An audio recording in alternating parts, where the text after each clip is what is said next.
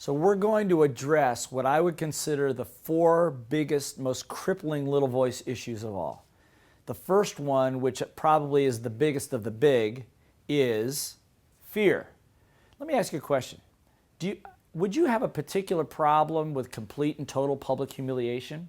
If I gave you a choice and I said, okay, we're going to put you on a stage in front of 100,000 people in a stadium, and you're going to sing a musical solo alone, by yourself, a cappella, no backup, no accompaniment, nothing, and you're going to do that task for 5 minutes, or you can pay me $20. Which would you do? Well, most people would pay the $20. Now, if you said you're going to do it anyway, we have a whole new program for you. But seriously, most people consider that be greater than the fear of death. In a study I read, death was number 3 on the list. Rejection by your peers was like the second biggest fear. But where does that come from? Why is that such a big deal? Well, I'll ask you the question I asked you earlier. Have you ever gone to school? Of course, we've all gone to school for a little while.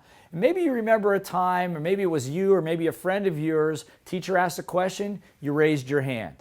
And even though you raised your hand with all the excitement to come up with an answer, to look good for your teacher, to look good in front of your friends, maybe it was the wrong answer. Then what happened? All the kids laughed. Kids are laughing. Teacher tells you you're wrong, and you learn very quickly that it's embarrassing to put your hand up. It's embarrassing to take a risk. And so very early in most all of our lives, we learn that taking a risk can be a problem, that we could get laughed at. And probably the biggest fear that I see in business people, salespeople, business owners, is the fear of what other people think about you, or what they don't think about you. Either way, it's kind of the same issue.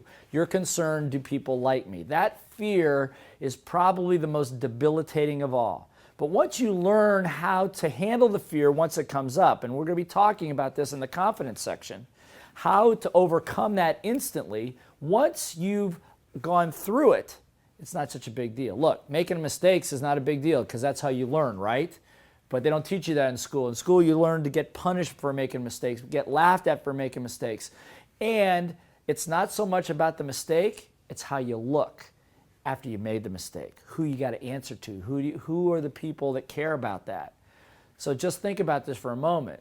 If you could lose the fear of what other people think about you, how much more effective would you be? How much more could you get done? The only thing that saved me in my first sales position is I went out and finally made 68 cold calls in one day after I was told I was going to be fired because I was making no sales calls. Well, you know what happened? 68 cold calls in one day. You know how much I sold? Nothing. Zero. But something important very much happened after about the 10th call. I accomplished probably the most important sale of all. And you know what it was? That's right. It was me selling me to me. After about 10 calls, I didn't care what other people thought about me anymore. It became a game. How long can I stay in there until somebody kicks me out of here? I go running in I was selling calculators door to door. I come in with my calculator under my arm, slam it on a desk, say, I'm going to show you a demonstration that's going to blow your socks off. And people are going, who is this idiot? It became fun. It became a game. But it was terrifying in the beginning. It took me weeks and weeks of driving in my car, my little voice going, nobody's going to want to listen to you. You're an idiot. These are too expensive. You're going to look like a fool. To get past it until threatened with my job and knowing I was broke anyway, I had to make a decision.